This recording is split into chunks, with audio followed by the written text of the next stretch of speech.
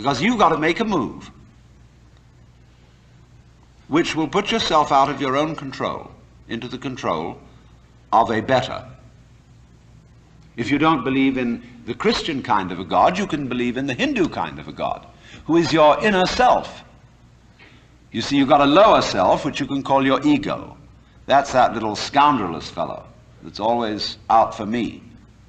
But behind the ego, there is the Atman, the inner self, the inward light, as Quakers would call it, the real self, the spirit, which is substantially identical with God.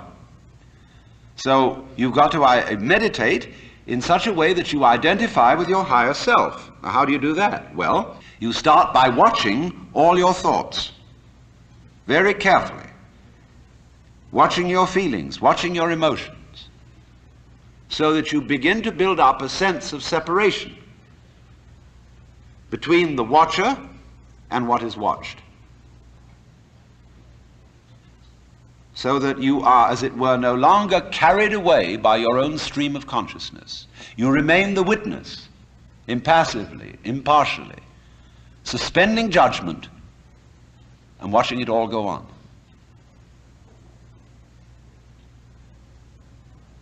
That seems to be something like progress. At least you're taking an objective view of what is going on. You are beginning to be in a position to control it, but just wait a minute. Who is this self behind the self, the watching self? Can you watch that one?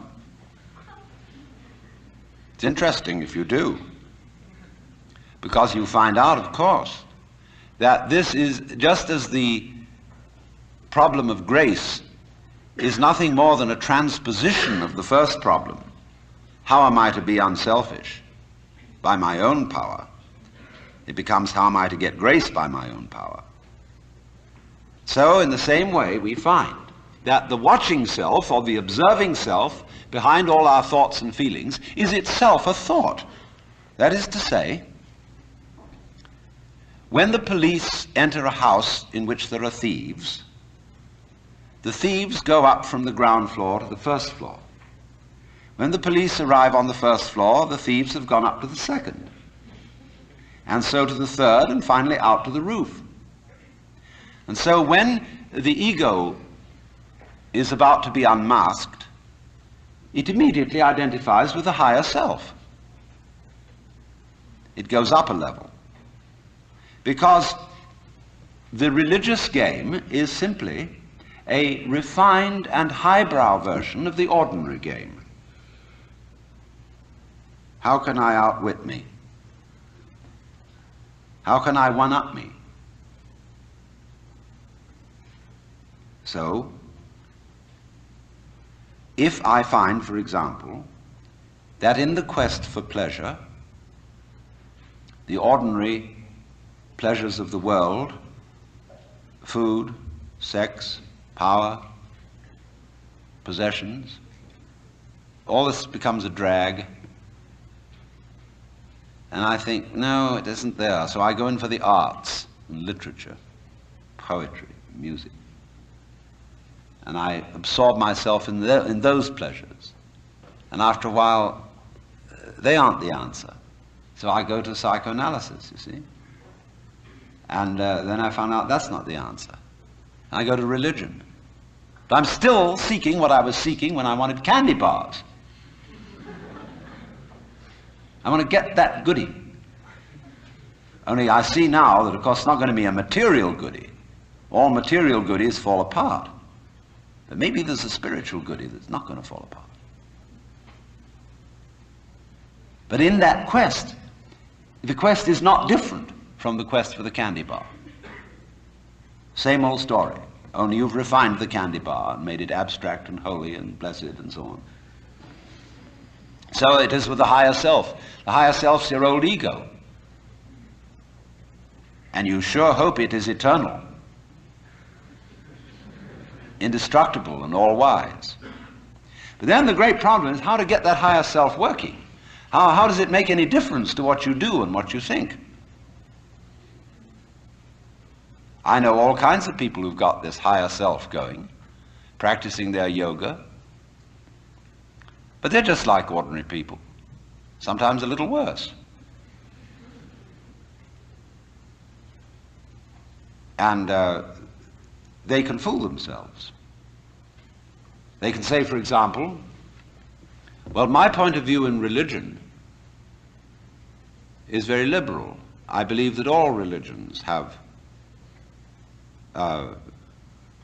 divine revelation in them, but I don't understand the way you people fight about it. You fight and say that we Jehovah's Witnesses have the real religion. Others say, well, we Roman Catholics have it. And the Muslims say, no, it is in the Quran, and this is the right way. And somebody else gets up, and he may be a rather highbrow Catholic, and say, well, God has given the Spirit through all the traditions, but ours is the most refined and mature. And then somebody comes along and says, well, as I said, they're all equally revelations of the divine. And in seeing this, of course, I'm much more tolerant than you are. You see how that game is going to work? See, I could take this position. Supposing you regard me as some sort of a guru. And you know how gurus hate each other. They're always putting each other down. And I could say, well, I don't put other gurus down. See, that outwits all of them. See, we're always doing that. We're always finding a way to be one up. And by the most incredibly subtle means. So you see that, you see? And you say, I realize I'm always doing that. Now tell me, how do I not do that? I say, why do you want to know?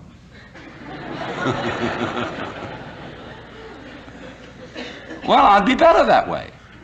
Yeah, but why do you want to be better? You see, the reason you want to be better is the reason why you aren't. Shall I put it like that? We aren't better because we want to be. Because the road to hell is paved with good intentions.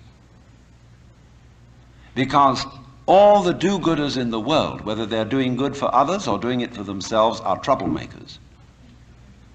On the basis of, kindly let me help you or you'll drown, said the monkey, putting the fish safely up a tree.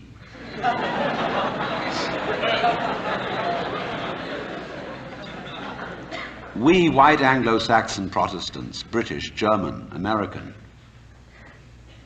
have been on a rampage for the past 100 or more years to improve the world. We have given the benefits of our culture, our religion, our technology to everybody, except perhaps the Australian Aborigines.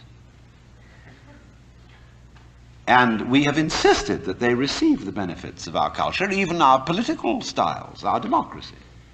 You had better be democratic, or we'll shoot you. And having conferred these blessings all over the place, we wonder why everybody hates us. See, because sometimes doing good to others, and even doing good to oneself, is amazingly destructive. Because it's full of conceit. How do you know what's good for other people? How do you know what's good for you? If you say you want to improve, then you ought to know what's good for you. But obviously you don't. Because if you did, you would be improved.